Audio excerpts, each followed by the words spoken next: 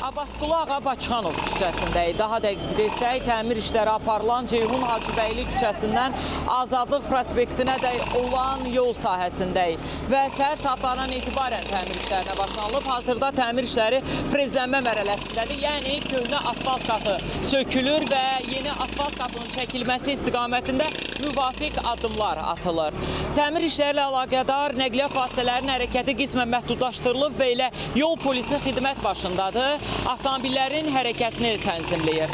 Onu da deyim ki, təmir işləri aparılacaq yol sahələrindən biri də Nazim Hikmət küçəsinin Mətbuat prospekti ilə kəsişməsindən Abbas Mirzə Şərifzadə küçəsi ilə kəsişməsinə dək olan hissəsidir ki, sabahdan etibarən burada da nəqliyyat vasitələrinin hərəkətinə məhdudiyyətlər qoyulacaq və məhdudiyyət səbəbindən 10, 14, 18 nömrəli marşrutların hərəkəti müvəqqəti olaraq Əbdürrəhim bəy Haqverdiyev, Şəfayət Mehdiyev, Hakim Abbasov və Abbas Mirzə Şərifzadə küçələri ilə təşkil edəcək. Nəqliyyat vasitələrinin hərəkətinə məhdudiyyətlər 7 iyul tarixinə dək davam edəcək. Bizim bu saata çatdıracağımız məlumatlar bundan ibarət idi. Söz ASTV xəbərin studiyasındadır.